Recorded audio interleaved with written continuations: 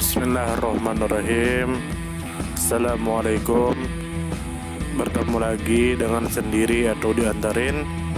Semoga kita baik-baik saja dan semoga kita masuk surga. Amin.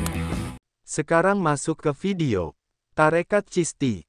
Tentu saja kemungkinan tidak asing di telinga kita, terlebih bagi para orang-orang yang pernah mendengarnya. Disebutkan menurut informasi yang beredar bahwa Tarekat Chisti adalah salah satu tarekat Sufi Islam Sunni yang menekankan pada cinta, toleransi, keterbukaan, dan pengabdian spiritual kepada Allah melalui zikir, musik rohani atau qawwali, dan hidup sederhana jauh dari kekuasaan duniawi. Tarekat ini merupakan salah satu dari 4 tarekat besar yang berpengaruh di Asia Selatan. Selain Tarekat Qadiri, Naqsybandi, dan Surawardi. Kemudian menurut informasi yang beredar bahwa pendiri awal Tarekat Chisti adalah Abu Ishaq Shami yang berasal dari Suriah dan mengajarkan tasawuf di kota Chist, Afghanistan, di Asia Selatan. Tarekat ini dikenalkan dan dipopulerkan oleh Khawaja Muinuddin Chisti yang lahir di Persia. Beliau memiliki sejumlah murid dan penerus penting seperti Qutbuddin Bakhtiar Kaki, Baba Fariduddin Gansyakar, Nizamuddin Aulia, dan Alauddin Sabir Kaliyari. Di kemudian hari, tokoh seperti Syekh Salim Chisti, Alaul Haq Pandavi, dan Ashraf Jahangir Semnani memperluas pengaruh tarekat ini. Kemudian menurut informasi yang beredar bahwa Tarekat Chisti mulai berkembang sejak abad ke-10 di Chist, Afghanistan, di Asia Selatan. Tarekat ini mulai mapan pada pertengahan abad ke-12 melalui Khawaja Muinuddin Chisti. Puncak pengaruhnya berlangsung sepanjang era Kesultanan dan dinasti Islam di anak benua India, dari abad ke-13 hingga abad ke-17, dan menyebar ke dunia barat pada abad ke-20, khususnya pada tahun 1937 melalui Imam Al-Hajj Wali Akram di Amerika Serikat. Kemudian menurut informasi yang beredar bahwa awalnya berkembang di Chist, dekat Herat di Afghanistan Barat. Tarekat ini kemudian menyebar ke Herat, Lahore, dan Ajmer di India, menjadikannya pusat utama di Asia Selatan. Pada abad ke-20, penyebarannya meluas ke Inggris, Amerika Serikat, Kanada, Australia, serta Afrika Timur dan Selatan. Dargah Syarif di Ajmer menjadi tempat suci dan ziarah utama bagi para pengikut Tarekat Chisti. Kemudian menurut informasi yang beredar bahwa Tarekat Chisti berpengaruh karena pendekatannya yang damai, inklusif, dan spiritual terhadap Islam. Ajarannya menekankan kasih sayang kepada semua makhluk, kepedulian terhadap fakir miskin, dan menjauhi urusan politik serta kekuasaan. Penggunaan seni seperti musik dan puisi untuk menyampaikan spiritualitas membuat tarekat ini mudah diterima masyarakat luas. Selain itu, keterkaitannya dengan para penguasa seperti Kaisar Akbar dan Shah Jahan turut memperluas pengaruhnya dalam budaya dan politik. Kemudian menurut informasi yang beredar bahwa ajaran Tarekat Chisti dijalankan melalui praktik-praktik spiritual yang khas, yaitu: pertama adalah zikir jali, yaitu menyebut nama Allah dengan suara keras. Kedua adalah zikir khafi, yaitu menyebut nama Allah dalam hati. Ketiga pasi anfas, yaitu pengaturan napas sebagai bentuk meditasi.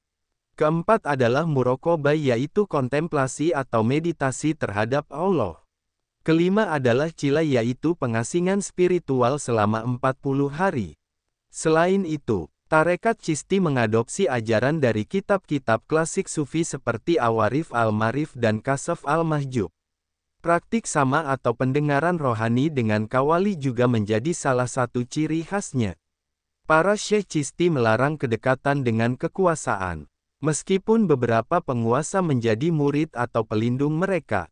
Tarekat Chisti merupakan cabang dari sistem silsilah Sufi yang melacak garis spiritualnya dari Nabi Muhammad melalui sahabat Ali bin Abi Thalib, lalu turun ke generasi para wali dan syekh seperti Hasan al-Basri, Ibrahim ibn Adam, hingga akhirnya sampai ke Abu Ishaq Shami, pendiri Tarekat Chisti di Chist, Afghanistan. Perkembangan garis suksesi ini tidak hanya menjelaskan hubungan spiritual, tetapi juga menunjukkan kontinuitas metode pembinaan ruhani antar generasi.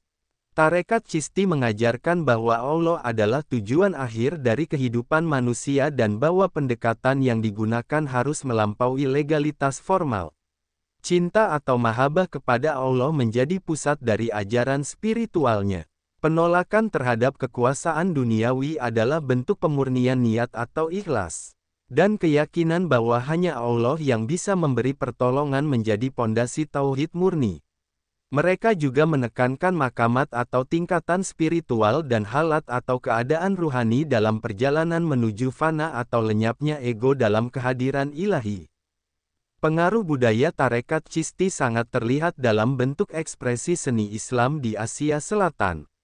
Qawwali sebagai praktik sama menjadi warisan budaya dan spiritual yang menyatukan musik, syair, dan pujian terhadap Allah. Musik digunakan bukan sekadar hiburan, tetapi untuk membangkitkan kesadaran ilahiyah. Qawwali Chisti tidak hanya disampaikan dalam bahasa Arab dan Persia, tetapi juga berkembang dalam bahasa lokal seperti Urdu dan Hindi, yang memperluas jangkauannya di kalangan rakyat biasa. Prinsip utama tarekat Chisti adalah pelayanan terhadap sesama manusia. Dalam khotbah terakhir Khawaja Muinuddin Chisti, beliau menegaskan pentingnya membantu kaum miskin, anak yatim, dan janda. Ajaran sosial ini menjadikan tarekat ini populer di kalangan rakyat biasa, karena para syekh Chisti membuka rumah mereka sebagai tempat suaka spiritual dan juga tempat mendapatkan bantuan duniawi. Beberapa dargah atau makam sufi bahkan menjadi pusat pembagian makanan gratis yang berlangsung hingga hari ini. Meskipun secara prinsip menolak keterlibatan dalam urusan kekuasaan, para penguasa Muslim di Asia Selatan justru menghormati dan mengasosiasikan diri dengan tarekat ini untuk memperoleh legitimasi moral dan spiritual. Kaisar Mughal seperti Akbar, Jahangir, hingga Shah Jahan menjalin hubungan erat dengan tarekat ini. Kemenangan militer seperti penaklukan Chittorgarh oleh Akbar dikaitkan dengan restu spiritual dari Syekh Chisti. Hal ini menunjukkan bahwa kekuatan simbolik tarekat lebih besar daripada partisipasi politik langsung. Tarekat Chisti tidak hanya menekankan spiritualitas emosional, tetapi juga pembelajaran kitab klasik sufi seperti Awarif al-Marif karya Syekh Sihabuddin Surawardi dan Kasaf al-Mahjub karya Ali Hujwiri. Murid-murid tarekat diwajibkan memahami ilmu fikih, tafsir, hadis, dan ilmu akhlak. Tradisi malfuzat atau kumpulan ajaran lisan para syekh menjadi sumber pendidikan yang memperkaya pengalaman ruhani sekaligus dokumentasi sejarah yang penting bagi perkembangan intelektual Islam di wilayah tersebut. Pada abad ke-20, tarekat Chisti mengalami gelombang ekspansi ke barat. Di Amerika Serikat, Imam Al-Hajj Wali Akram mendirikan Masjid Cleveland pertama dan memperkenalkan ajaran Chisti secara publik. Pada tahun 1960, muncul cabang baru bernama Tariqah Ishq Nuri, yang menawarkan pendekatan spiritualitas universal dalam bentuk yang lebih kontemporer. Ini menunjukkan kemampuan tarekat beradaptasi dengan konteks global tanpa kehilangan esensi ajaran dasarnya. Dibandingkan dengan tarekat Naqsybandi yang lebih ketat dalam struktur dan pendekatan internalnya. Atau tarekat Qadiri yang menekankan kekuatan zikir keras. Tarekat Chisti dikenal fleksibel dan humanis. Namun dalam perkembangan selanjutnya, sebagian besar guru sufi menginisiasi murid dalam keempat tarekat besar yaitu Qadiri, Chisti, Surawardi, dan Naqsybandi secara bersamaan, yang memperlihatkan adanya harmonisasi tarekat di Asia Selatan. Adapun Dargah Ajmer Sarif di India adalah pusat spiritual dan arsitektur yang tidak hanya dikunjungi umat Islam tetapi juga penganut agama lain. Kompleks ini mencerminkan perpaduan gaya arsitektur Mughal dan Persia dengan nuansa lokal India. Tempat ini menjadi saksi sejarah dan pusat spiritual yang terus hidup selama lebih dari 8 abad. Tarekat Chisti memberikan ruang bagi perempuan untuk menjadi murid sufi. Tokoh seperti Jahanara Begum, putri Shah Jahan, Menjadi pengikut setia tarekat ini, perempuan juga memainkan peran penting dalam tradisi ziarah dan pelayanan sosial yang terhubung dengan tarekat. Walaupun tidak sebanyak peran laki-laki dalam struktur formal tarekat. Sumber referensi Google Chrome dan ChatGPT.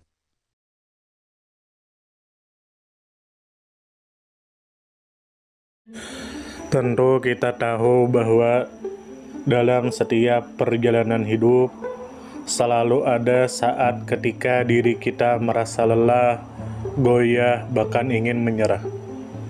Namun di balik setiap perintangan tersembunyi peluang untuk tumbuh dan menguatkan diri kita. Hari ini adalah kesempatan baru, saat yang tepat untuk kembali menyusun niat, memperbaiki langkah, dan meyakini bahwa setiap tetes usaha tidak akan pernah sia-sia. Bangkit bukan karena tidak pernah jatuh, tetapi karena memilih untuk tidak tinggal dalam kejatuhan. Teruslah melangkah meski perlahan, karena selangkah lebih dekat adalah lebih baik daripada diam dalam keraguan. Ya Allah, ya Tuhan kami yang Maha Pengasih lagi Maha Penyayang, jadikanlah hidup kami ini sebagai ladang amal yang penuh berkah. Berikan kekuatan untuk terus menebar kebaikan di dunia. Anugerahkan kemudahan dalam menghadapi segala ujian, dan karuniakan akhir kehidupan yang baik. Lindungi diri kami dan keluarga dan fitnah dunia yang menipu. Jadikanlah akhirat kami sebagai tempat peristirahatan terbaik, dan masukkanlah kami ke dalam surga-Mu bersama orang-orang yang Engkau cintai, serta jauhkan kami dari siksa api neraka dan kemurkaan-Mu yang tak tertahankan. Kepada setiap orang yang pernah hadir dalam perjalanan ini, terima kasih atas waktu, kebaikan, dukungan, bahkan teguran. Maafkan atas setiap kata yang menyakiti, sikap yang mengecewakan, atau hati yang mungkin belum sepenuhnya mampu menjaga. Manusia tidak pernah sempurna, namun ketulusan untuk tetap terus belajar dan memperbaiki diri tidak akan pernah padam. Tentu kita tahu bahwa kebaikan tidak selalu datang dalam bentuk besar. Terkadang senyum kecil yang tulus, tangan yang ringan membantu, atau telinga yang mau mendengarkan sudah cukup untuk mengubah hari seseorang menjadi lebih bermakna. Jangan pernah kita menyepelekan kebaikan sekecil apapun, karena bisa jadi satu perbuatan kecil bisa menjadi rahmat Allah turun. Tentu kita tahu menjadi pribadi yang baik bukan berarti tanpa celah, namun menjadi pribadi yang senantiasa sadar dan ingin terus memperbaiki diri. Kebaikan itu menular, dan siapapun yang menanamkan kebaikan akan menuai kebahagiaan meski tak selalu terlihat oleh mata. Dunia membutuhkan lebih banyak hati yang lembut, tangan yang menguatkan, dan jiwa yang peduli. Semoga usaha yang dilakukan bernilai ibadah. Semoga hidup kita menjadi pemberat amal baik, dan semoga kelak ketika dunia telah kita tinggalkan, nama yang tertinggal bukan hanya sekedar dikenang, tetapi menjadi doa yang terus mengalir karena kebaikan yang tidak pernah berhenti untuk ditanam. Terima kasih banyak. Mohon maaf jika ada salah. Silahkan jika suka ditekan tombol like. Silahkan share, dan jika ingin memberikan saran dan komentar, silahkan komen. Semoga kita baik-baik saja, semoga kita masuk surga. Wassalamualaikum warahmatullahi wabarakatuh.